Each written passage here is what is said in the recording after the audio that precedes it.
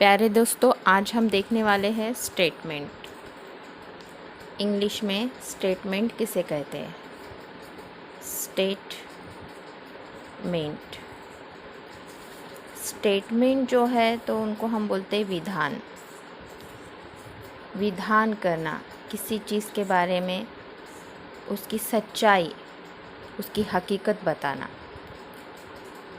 किसी वस्तु के बारे में, उसे कहते हैं हम स्टेटमेंट। उसकी स्थिति बताना, स्टेट बताना।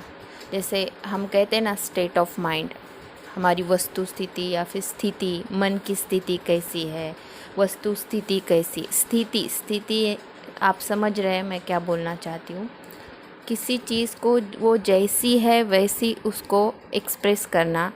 इनके लिए हम जो भी कंस्ट्रक्शन इस्तेमाल करते हैं उसे हम कहते हैं स्टेटमेंट। जैसे this is a pen, this is a pen, this is a pen. She is my sister, you are not a doctor,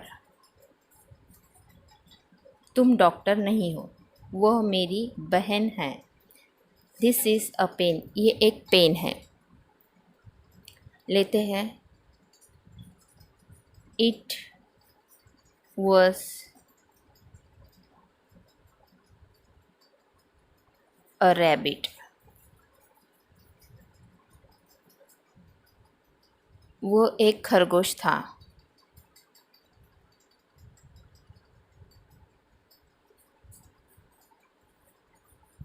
they had a bungalow, उनके पास एक बंगला था।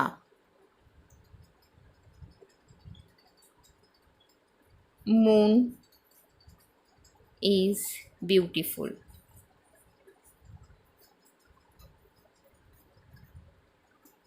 Full stop. चांद सुंदर है, खूबसूरत है, चांद खूबसूरत है।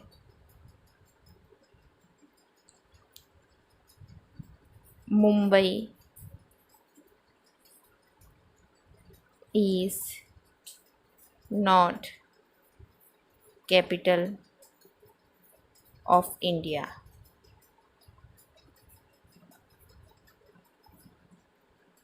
मुंबई भारत की राजधानी नहीं है। तो हम इन स्टेटमेंट्स, ये कंस्ट्रक्शन जो भी हमने देखे 1 2 3 4 5 6 7, इनकी मदद से हम जान सकते हैं कि स्टेटमेंट्स किसे कहते हैं। एक स्टेटमेंट में स्टेट बताई जाती है, वो चीज़ क्या है, व्हाट का हमें आंसर मिलता है, व्हाट। नेक्स्ट, कब का आंसर मिलता है, व्हेन। जैसे कि इससे हमें पता चलता है कि स्टेटमेंट में टाइम इन्वॉल्व हो सकता है, स्टेटस पता चलती है, status, how is the status, moon is beautiful, okay. और ट्रू यानी कि ट्रूथ वैल्यू पता चलती है। इन शॉर्ट, यानी कि वो डॉक्टर नहीं है। ये इस स्टेटमेंट की ट्रूथ वैल्यू निगेटिव है कि एक तो स्टेटमेंट निगेटिव हो सकता है या फिर अफर्मेटिव पॉजिटिव हो सकता है। ये दो बातें हमको यहाँ से पता चलती है, उसे ट्रूथ वैल्यू होती है स्टेटमेंट को। अगर मैं कोई और सेंटेंस, कोई और कंस्ट्रक्शन कर दूँ, जैसे where is my bag. This is a question because it starts with WH word and has a verb, status verb or verb showing time. Where is my bag? मेरी बैग कहाँ है? Answer कुछ भी possible हो सकता है, in the kitchen, in the bedroom, in the school, under the table, on the bench. Varieties of answers are possible here. यहाँ पर हम ये नहीं कह सकते ये एक क्वेश्चन है, ये एक सेंटेंस है, ये स्टेटमेंट नहीं है. स्टेटमेंट हम किसे कहेंगे? जहाँ पर हमें स्टेटस पता चल रही है किसी चीज़ के बारे में कि ये चीज़ ये है. This is pad, this is page, I am teacher, I am woman. ये हमारे स्टेटमेंट्स है, विधान है. तो यहाँ पे जो है तो कंस्ट्रक्शन सब्जेक्ट ही रहेगा फर्स्ट में, जैसे हम अदर कंस्ट्रक्शन करते हैं, प्लस वर्ब होगा, प्लस आगे की चीज़ें जैसे कि a pen, this is a pen, she is my sister. अब यहाँ पे सबसे ज़्यादा इम्पॉर्टेंट यहाँ पर इन चीज़ों पर ध्यान देना है कि हम जब देख रहे हैं is, are, was, had, is, ये सारे जो है तो हेल्पिंग वर्ब्स है. हेल्पिंग वर्ब्स, जो वर्ब्स की जो हम स्टडी करते हैं इंग्लिश लैंग्वेज में, तब हम जानते हैं कि कौन से हेल्पिंग वर्ब्स है और कौन से मेन वर्ब्स है. अब मेन वर्ब में और हेल्पिंग वर्ब में जो डिफरेंस होता है वो ये होता है, इनका नाम helping verb, auxiliary verb, supporting verb इसलिए बना है. किन किन का नाम बना है? टू बी के जो हेल्पिंग वर्ब्स है उनका, टू डू के, टू हैव के, इनका नाम हेल्पिंग वर्ब बना है. तो इसमें हमको टू हैव और टू बी के हेल्पिंग वर्ब्स इस्तेमाल करना होते हैं, क्योंकि टू डू जो है वो एक रिज़र्व रहता है सिंपल प्रेजेंट टेंस के लिए, जो कि मैंने आपको इसके पहले वीडियो में जो मैंने सिंपल प्रेजेंट टेंस के ऊपर जो वीडियोस बनाए उसमें मैंने बताया है. लेकिन जो टू बी और टू हैव, ये जो हेल्पिंग वर्ब्स है जिनको मैं यहाँ पर लिखती हूँ, टू बी के एम, इज़, आर, ये प्लूरल, ये दो सिंगुलर, एम आई के साथ होता है, was, वर, और टू हैव के हैज़, हैव, हैड. ये प्रेजेंट में ये प्लूरल सब्जेक्ट के साथ जाएगा, ये सिंगुलर के साथ, ये दोनों सिंगुलर और प्लूरल के लिए पास्ट में रहता है. तो ये हेल्पिंग वर्ब्स जो होते हैं इनकी मदद से हम स्टेटमेंट्स देते हैं, क्योंकि हमको स्टेटस दिखानी होती है, ट्रूथ वैल्यू बतानी होती है, या फिर टाइमिंग जब जब हमें लगता है अगर पास्ट में जाना हो तो हम इनका इस्तेमाल करेंगे, हैड का और वॉज वर का, और प्रेजेंट में रहना हो तो am, is, are, has, have. इससे पता चलता है कि हम स्टेटमेंट में हमको टाइमिंग का भी पता चलता है. जैसे there was a tree, there was a tree, एक पेड़ था, इस तरह से. तो यहाँ पे था मीन्स टाइमिंग का, यहाँ पे हमको पता चलता है कि स्टेटमेंट में हम टाइमिंग का इस्तेमाल कर सकते हैं with the help of auxiliary verb, helping verb.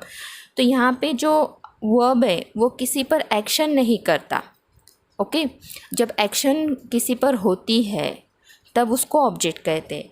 फिर यहाँ पर क्या है? ये अ पेन, माई सिस्टर, तो ये है कॉम्प्लीमेंट, कॉम्प्लीमेंट. तो स्टेटमेंट की कंस्ट्रक्शन अब हम कैसे करेंगे? Subject, helping verb plus complement, इनके सारे हम जो है तो स्टेटमेंट्स बना सकते हैं. यहाँ तक आपको क्लियर हो जाना चाहिए, क्योंकि हमें स्टेटमेंट और सेंटेंस के बीच का डिफरेंस अच्छी तरह से समझ में आ गया तो काफ़ी हद तक हमारी लैंग्वेज में सुधार आने लगता है. क्योंकि हम अगर डायरेक्टली एक प्रोनाउन नाउन के बीच में जब हम हेल्पिंग वर्ब कनेक्ट कर देते हैं तो वो क्या होता है? स्टेटमेंट होता है. जैसे noun plus helping verb plus noun, ये हो गया statement. Pronoun plus helping verb plus pronoun, ये हो गया स्टेटमेंट। फिर pronoun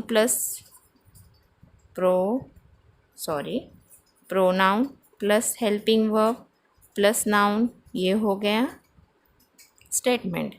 noun plus helping verb plus pronoun, ये हो गया स्टेटमेंट। यहाँ पर किसी भी तरह का हमको जो हम ऑब्जेक्ट, जैसे हमने सिंपल प्रेजेंट टेंस में पढ़ा है ऑब्जेक्ट के बारे में, वो नहीं दिखाई देता। वो इसलिए नहीं दिखाई देता क्योंकि हम यहाँ पर मेन वर्ब की जो है तो बात बिल्कुल नहीं करते। जो एक्शन वर्ब होते हैं उनकी बात हम नहीं करते। जहाँ पर एक्शन होती है और टाइम होता है उनको हम कहते हैं सेंटेंस। देखते हैं मेन वर्ब क्या क्या बताता है। मेन वर्ब जैसे कि आपको पता ही है, मैंने इसके पहले भी आपको बताया है, मेन वर्ब जो है तो एक्शन प्लस टाइम। अब टाइम जो है तो 3 तरीके के होते हैं, 3 टाइप्स के होते हैं, प्रेजेंट, पास्ट एंड फ्यूचर, ये हम जानते हैं। और एक्शन जो भी हम करते हैं वो होती है एक्शन। और ग्रामर की लैंग्वेज में जब हम बात करते हैं जो भी सब्जेक्ट करता है वो होता है एक्शन। अभी खाना पीना, उठना बैठना, खेलना चलना, बोलना रोना, सीखना सीलना, इस तरह के अनगिनत एक्शंस है। और हर एक्शन को एक स्पेसिफिक वर्ड अलाउड किया जाता है लैंग्वेज में, जिसकी वजह से हम उस एक्शन के अंदर डिफरेंस कर सकते हैं। तो जब हम मेन वर्ब्स हमारे इसमें होते हैं कंस्ट्रक्शन में, तब वो 100% सेंटेंस होते हैं। सेंटेंस, उसमें कोई भी सोच की बात नहीं है, कोई भी इधर और की बात नहीं है कि वो स्टेटमेंट है या सेंटेंस है, वो 100% सेंटेंस होते हैं। जैसे कि हम इनकी जो एक प्रोनाउंसिएशन की तरफ ध्यान दें, सेंटेंस, सो ये टेंस जो बताता है ये टाइमिंग बताता है विथ एक्शन। जैसे कि हमने टेंस का मतलब जाना था, वर्ब जो है तो टेंस गवर्न करते हैं एक्शन के साथ टाइम।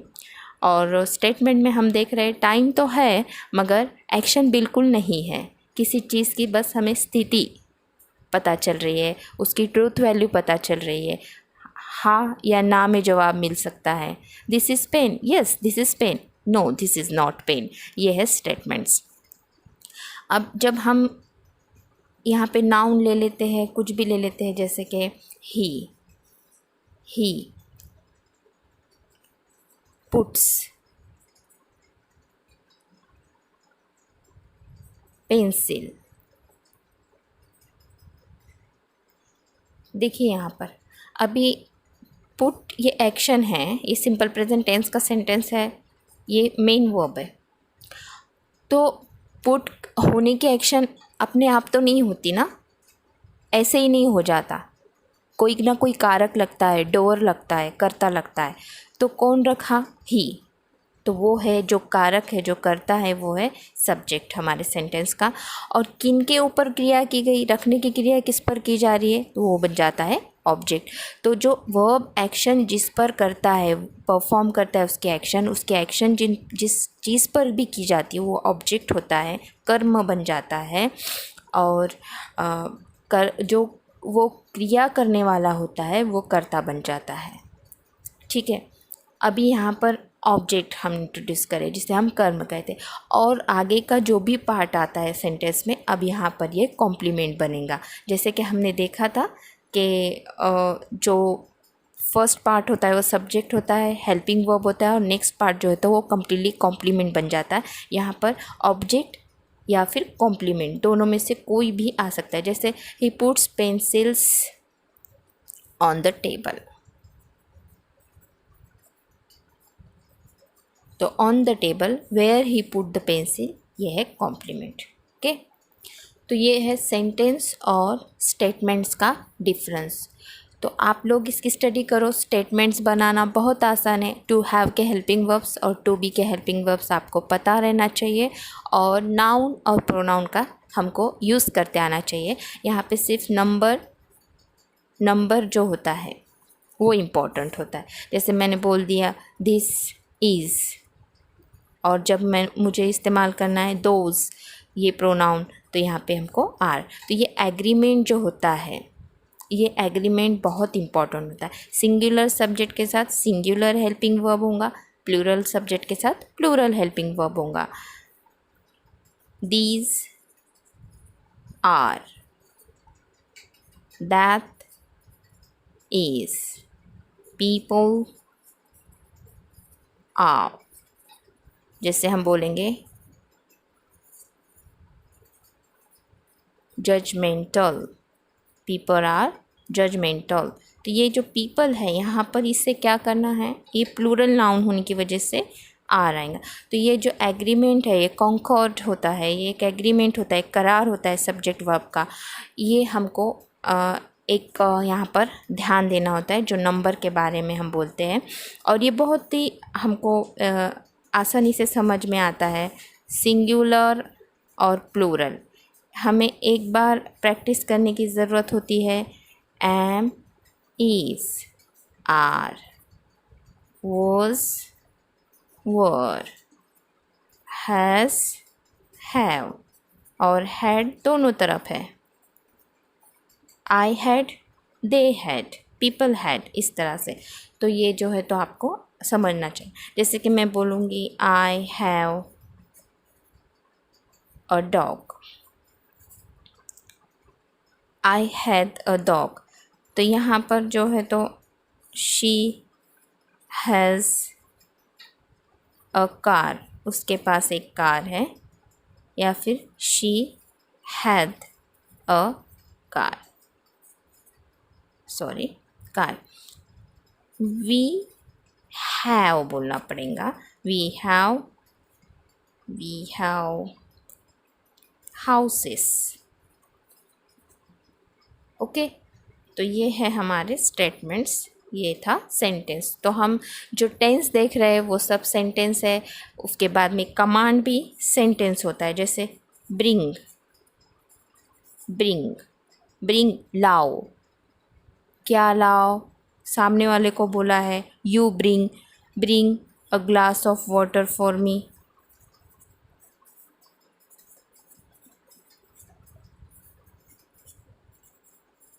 इस तरह से bring a glass of water for me, ये कमांड है। यहाँ पे हम एक्शन देख रहे हैं, तो डेफिनेटली ये क्या है, सेंटेंस है, स्टेटमेंट नहीं है। जैसे हमने इसके पहले लिया what is this, what is this, इस टाइप का क्वेश्चन जो है तो वो भी आप बोलेंगे कि WH वर्ड है, ये प्रोनाउन है, बीच में हेल्पिंग वर्ब है। नहीं, ये क्वेश्चन है। यहाँ पे हमको ट्रूथ वैल्यू पता नहीं चल रही, यस नो एग्जैक्ट, इसमें ये हमको स्टेटस नहीं दे रहा किसी चीज़ की, यस नो का एग्जैक्ट आंसर नहीं है इसमें, तो ये हमारा स्टेटमेंट नहीं, ये हमारा सेंटेंस ही होगा। तो questions are, all type of questions are sentences, commands are sentences, and all the tenses, 12 tenses what we learn, they are also sentences। तो ये हमको अच्छी तरह से ध्यान में रखना है। अब आपके टेक्स्ट बुक्स में के जो भी सेंटेंसेस है, जो भी कंस्ट्रक्शंस है, उनको आप स्टेटमेंट और सेंटेंस में उसको आइडेंटिफाई कीजिए। ये आपका होमवर्क है। Thank you.